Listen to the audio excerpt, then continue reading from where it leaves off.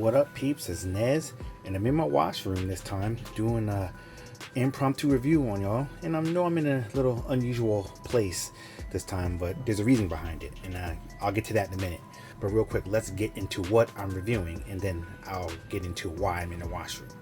What we're doing a review of this time is the BAM. This is the Dynalink Axe10200 Wi-Fi mesh system. This is the Wi-Fi 6E standard. It's a new, well, I shouldn't say new, but it's a newer Wi-Fi mesh system. A while ago, I'm not sure if it was a year or so ago, I did a review of the TP-Link Deco P9, and it worked, but I wasn't too enthusiastic about it, and it took me all this time for me to finally upgrade my system, and I decided to go with this one. There's plenty of other Wi-Fi 6E systems out there, but I decided to go with this one mainly because of the price. So we're going to see what we're working with here, and there's a reason why I'm in the washroom doing this, because my Wi-Fi cabinet is in the washroom. I decided to convert a portion of my pantry into my little Wi-Fi area over here. It used to be in my man cave, but right now my son is staying with me for a while, and I converted my man cave into his bedroom for the time being. So every time I had an issue with my Wi-Fi, I had to change the setting or something like that, I had to basically wake him up or get permission to go in his room to reset everything or do whatever I need to do. So I decided to move everything out here. It's right outside the door in my pantry area. Well, my little, I should say it's more of a utility cabinet. I just decided to make the top shelf my Wi-Fi. So, and this is going to go right up in there. But now that I gave you my little brief synopsis as to what I'm doing here, let's get into this. But wait, before we get into this, if you wouldn't mind, hook me up with a thumbs up if you like the content I'm putting out. And if you haven't done so already, if you wouldn't mind hitting that subscribe button down below, it'll really help me in the channel out immensely. Now we got all politics out the way, let's get into this bad boy. This is the outside of the box. You got that Dynalink right there, Wi-Fi mesh system 2-pack. It's the Axe10200 tri-band mesh Wi-Fi system. Anyone who knows about tri-band, or even if you don't, let me explain a little bit of it for you. There's 3 channels. You got your 2.4 gigahertz channel, you have your 5 gigahertz channel, and then you have your 6 gigahertz channel. Now, you know your 2.4 gigahertz channel is going to have your longest range, your 5 is going to be your middle range, and your 6 is going to be your shortest range, but it's going to be your fastest. So, but the way this works is that you have your dedicated 2.4 and your 5 gigahertz. You can put all your devices on there, and there's not too many devices that work on the 6 gigahertz channel. There's a few smartphones out there, but other than that, there's not too many devices. I mean, there's a few laptops that may be able to work on the 6, so that channel is wide open. So basically the way this benefits from having the 6 gigahertz is that the 2 nodes, they communicate with each other on that 6 gigahertz channel. So basically it's going to be able to increase the speeds or give you more or fuller potential of your 5 gigahertz and your 2 gigahertz channel, because when these are separated, these can talk to each other on the 6 gigahertz channel, thus giving the throughput to be able to put out the faster speeds for the 5 and the 2.4 gigahertz channels. I hope you understand that. It took me a while to get it, but I get it, so hopefully you do too. Now let's go around the box like I intend on doing. Top of the box is your Dynalink logo. Side of the box, nada. Other side of the box, you got some Wi-Fi and Mac stuff. Maybe I should blur that out. Bottom of the box, it shows you what's inside the box essentially, and one-handed operation, people, you know how I do. The back of the box got some examples of how you can put it in your house. You can pause that, read it for yourself. All right, now let's get into the box. Like I said, one-handed operation here. So let me pause this and get this box open and then come back in. Catch you on the flip. Okay, we're back in. Let me tell you, it was a struggle getting out this box. Something about that tape, it just didn't want to come off. So now that we got it out the box, let's see. Well, no, is it gonna open? Let me pause it again. No, well, actually, there it is. I'm like, why won't this bad boy open up? It's weird. nothing is working today. All right, open it up. Got your little welcome situation here. Dynalink basically is going to show you how to set it up. Then you got your two nodes there. I imagine both are similar. Let's put it out. Man, one operation struggle is real today. Okay, that's the back of it. You got your LAN and your WAN, reset button, and your power. And I imagine this one's probably the same exact way. Let's destroy this box here. Yep, LAN, WAN, power, reset. So I don't think there's anything on the bottom to distinguish which one is the primary or the secondary. Nope, they're both the same. So, and then over here you got your two power cords. I know I'm kind of all over the place here. I'm just trying to get this done. Two power cords, and looks like I'm going to imagine this is probably a Cat 6e cable. So, all right, so what I'm going to do is I'm going to get this all set up and hooked up, and then we're going to come back in for the correct configuration after I show you what it looks like. So catch you on the flip. Real quick, before I show you the setup process, I just want to show you it connected and how it looks in my system here. This is the one that's connected. You got the flashing green light there, and this is the one I'm going to take and put somewhere else in my house. I just want to show you that real quick, but now we're going to get into the app. Okay, we're back in. We're presented with two routers to choose from. We're going to select the mesh, the DLWME38. And now we can get started. So I'm going to go ahead and tap that. Here it tells us to make sure you unplug your modem and disconnect from any devices. I didn't do that, but you may want to do that just in case you have any issues or problems. Okay, here you're going to make sure you plug your network cable into your WAN/LAN port. I'm using a Cat 8 cable, but you can use whatever you have. It comes with a 6E, so just use that, I guess. Now that you're connected, you want to power on both your modem and your router. And here you just want to let the router do its thing until you see the light turn green. Here, let me show you what mine looks like.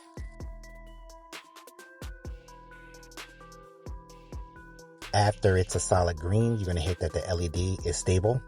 After hitting the LED is stable button, you're going to join the network by scanning the QR code with your smartphone camera.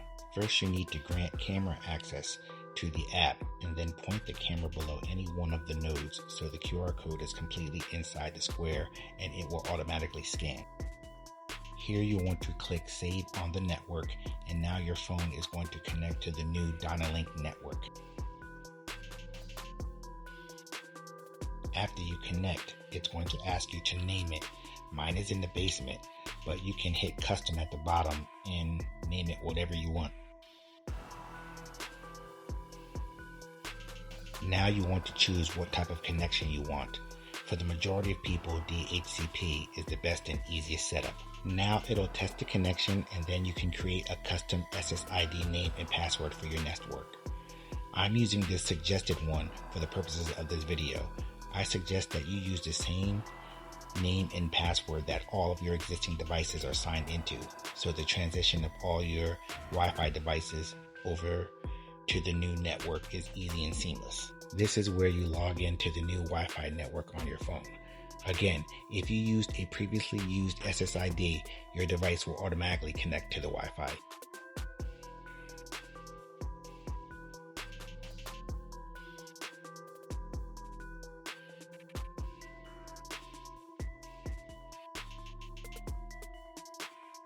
Now here is where you add any other node points if you have them. Just click on the Add Another Wi-Fi Point button. If you don't have any other node points, your setup is now complete.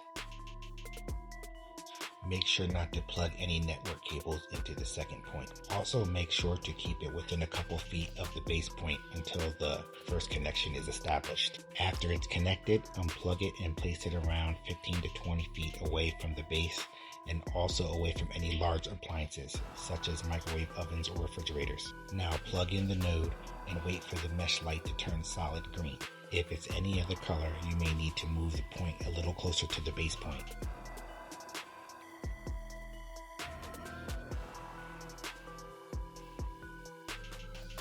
Once connected, you can also name this node.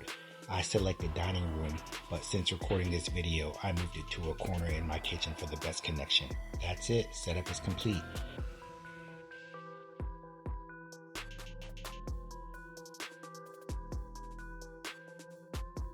Now it should show how many devices are currently connected.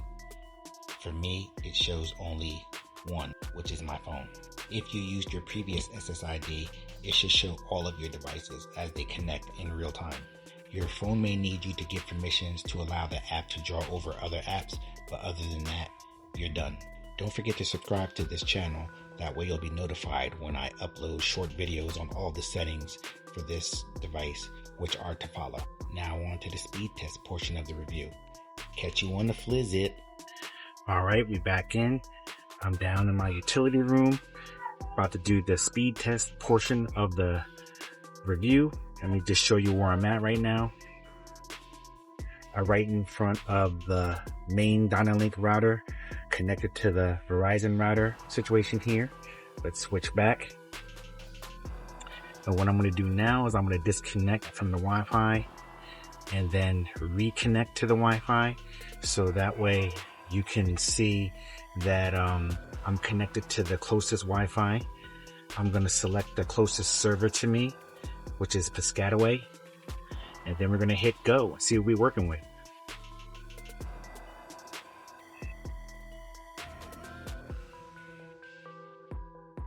As you see, I'm pulling in upwards of 7 directly in front of the router, averaging around 570, you see, down, and 200 up. Okay, so what I'm going to do is I'm going to switch servers real quick just to get another perspective. Okay, this time we're going to use Comcast. Actually, you know what? Let's use another Verizon server. Let's use Verizon Long Branch. Hit it again.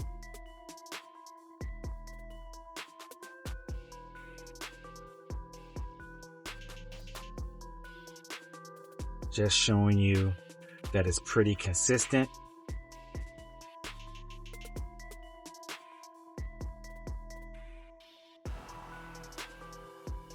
Pretty much the same thing. 559 down, or between 500 and 600 down, and roughly around 200 up. Okay, so what we're going to do is we're going to go in front of the satellite mesh node and run this same test. Catch you on the flip. Okay, we back in. Okay, right now we're in front of my Wi-Fi mesh node, and I just want to point out that initially when I set it up, I put that it's in the dining room. I had to move it to the kitchen because there was too much interference, which is roughly about 5 feet closer than where it was before, but it's connected. Everything was a perfect connection. So this is where it is in the kitchen over here by my little male utility area.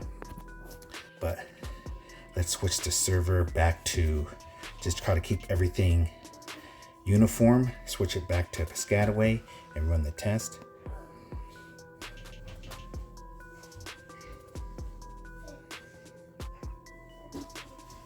And mind you, this is directly in front of the node, and we're at 330. Still between 150 and 200 on an upload. So the download took a hit a little bit. Okay, so let's switch to server and run that test again. We're doing long branch, and let's hit it.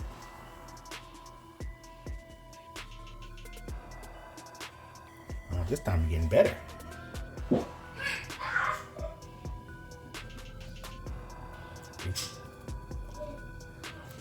Okay, all right, not mad at it. So the upload speeds is pretty similar, pretty on par with every run so far. Now what I just realized is that I didn't disconnect and reconnect the Wi-Fi to make sure that I was connected to this node. So I still could be connected to the other node. So what I'm gonna do is I'm gonna disconnect and reconnect to connect back to the Wi-Fi. Okay, now that I'm all reconnected, let's run the test, switch it back to Piscataway and hit it.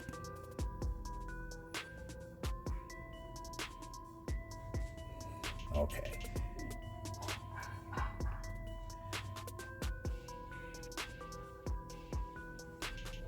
All right, so similar. So maybe it automatically switched me over, which if it did, that's what the whole Wi-Fi mesh node setup is supposed to do. It's supposed to just keep a seamless connection, right? So let's switch that over to Long Branch and run it again.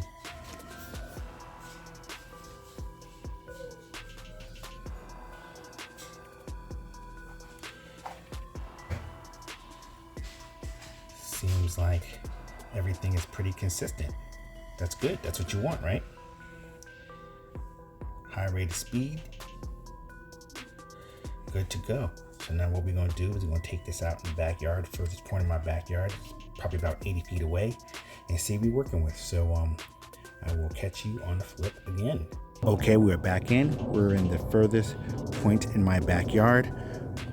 As you see, up against the back fence here. When I turn around, there goes my house way over there. It's roughly about between 80 and 88 feet away, give or take a few feet, but the Wi-Fi mesh node is in there. So what we're going to do is switch back over to the speed test portion. What I'm going to do is disconnect the Wi-Fi and then reconnect the Wi-Fi, so that way we get a fair connection. As you see, I'm connected back to Piscataway. So let's hit it, see what we're working with.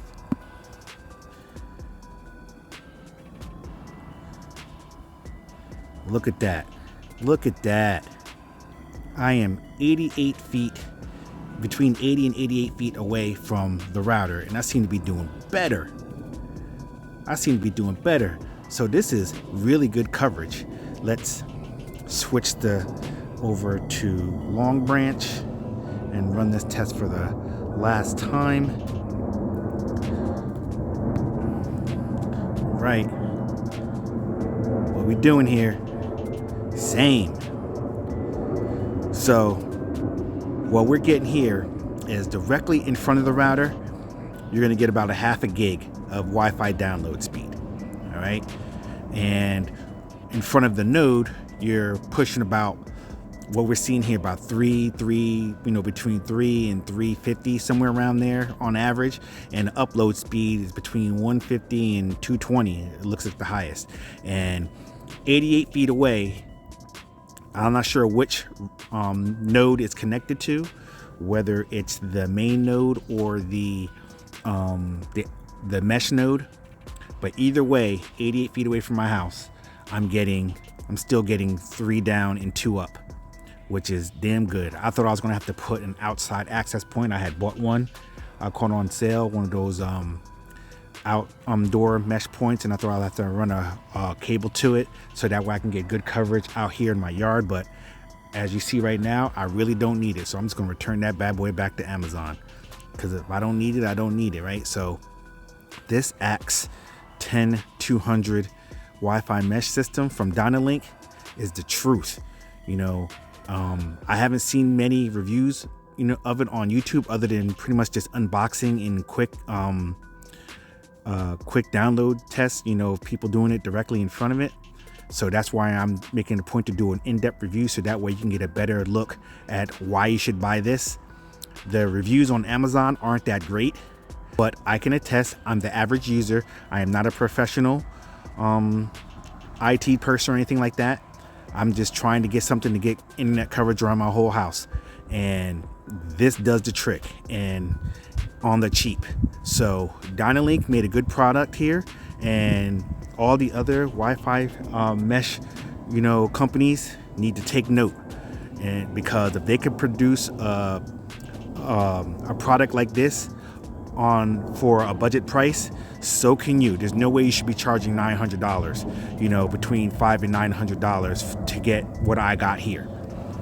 So, I mean, it claims to have, and this is future proof because it's up to 10 megabits, a 10 megabit service, or 10 gigabit service, I should say, 10 gigabit speed rating on this Wi-Fi mesh. So it's future proof because mine's only 1 gigabit right now, and this is rated up to 10. So should I decide to upgrade, I'm already ahead of the game. I'm ready for it. All right, that's going to wrap it up for the review of the Dynalink Axe10200. Let me know what you think. What I have to say is that I highly recommend this router system, this mesh system. Since I got it, it's been blazing fast. I haven't had a drop in service. I have had a signal loss, and the app features, which I'm going to go over in separate videos.